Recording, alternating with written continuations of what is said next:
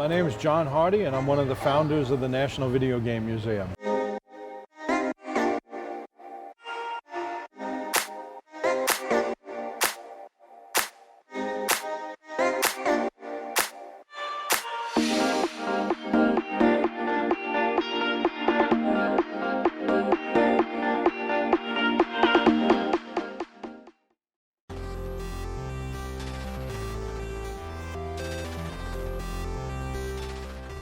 Hey everyone, Anna here from Surf Pro of South Frisco, the Colony. I am with John at the National Video Game Museum right here in Frisco. John, can you tell us a little bit about what this museum is and just the amazing things that you have here? Yeah, sure. So one of the great things about the museum is not only educational, a lot of history here, but also a lot of interactivity. Right. So what fun would a museum be if you didn't get to play the video games as well as learn about them, right?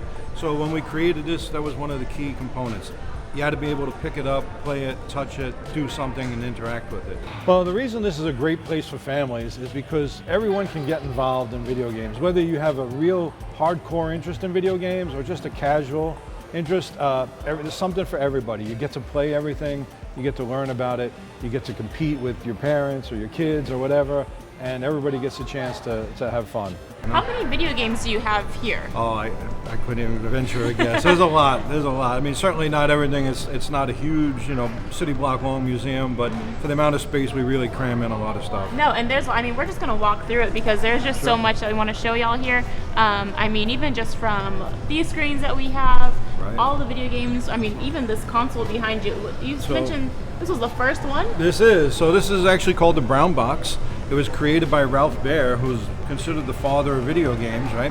And it's basically a Pong console, as you can see, but this is the very first unit, and Magnavox ended up licensing that and releasing it as the Magnavox Odyssey, which we actually have up on the wall there on the lower shelf. But it's the very first system that was designed. Right. Where did this passion for video games come from? My partners and I have always been, we think it's because we're at heart, we're collectors. So, we all grew up and we were collecting coins and baseball cards and things like that. And when video games hit, because it was a new medium, it just kind of was like a natural progression to go into video games. I gotta have them all, Right. Gotta catch them all. Yeah, right, like Pokemon. Well, believe it or not, it's funny you say that because I'm a huge Pokemon fan as well. All right, so I can see where it comes from. That's the whole, thing I think grows from that, We're actually open 7 days a week. So Monday to Friday, 10 a.m. to 5 p.m., Saturday, 10 a.m. to 6 p.m., and Sunday from noon to 5 p.m.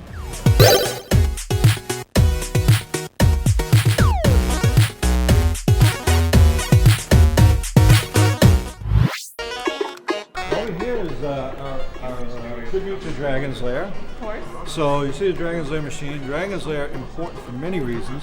It was the first Laserdisc game that ever came out, right? It was designed and created by Don Bluth, who was a famous animator at Disney. And you can see it's like playing a cartoon, right? There's no more bleeps and boops and pixel graphics. This looks like a Saturday morning cartoon that you get to control. Right. Yes. Again, it was so iconic and historically important. First game to charge 50 cents to play a game. Mm-hmm.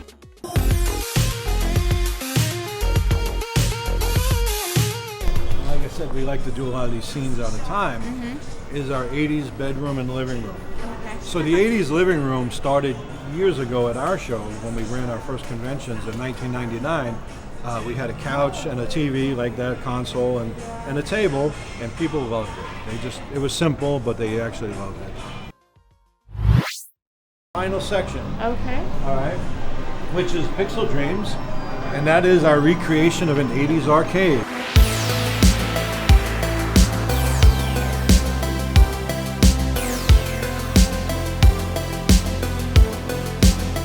So we took everything we loved about 80s arcades, right? Very dimly lit, neon, but black light, the rockin' 80s soundtrack, right? And we have a high score board here that, if you beat the high scores, get your name up there.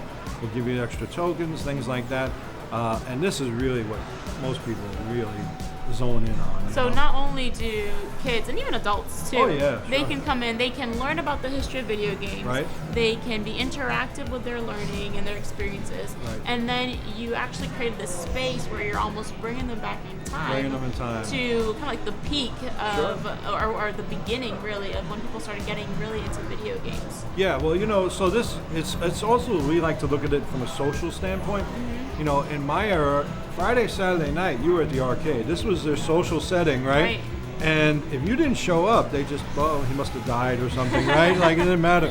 But, you wouldn't dare miss it. Even if you weren't, like, playing the games, you were hanging out there with your friends. So you didn't miss it. Today, kids, they're more in their room and they're playing online, and it's kind of a different interaction.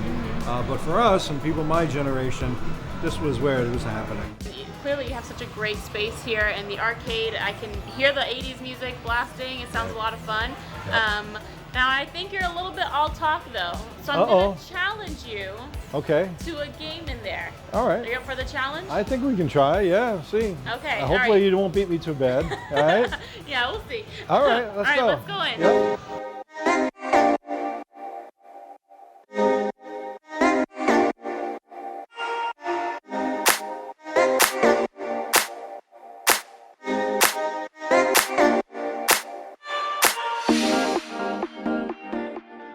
Yep. You win. I should have known better All than right. to challenge the video game master I've himself. played a game or two. It's been a while since I played Pac-Man, clearly. Fair enough. Yeah. John, thank you so much Yeah, for pleasure. this wonderful tour. I love that this is right here in Frisco, and really looking forward to see what else y'all do. Thanks so much for coming out. I appreciate it. Thanks, John. Awesome. Our website is www.nvmusa.org.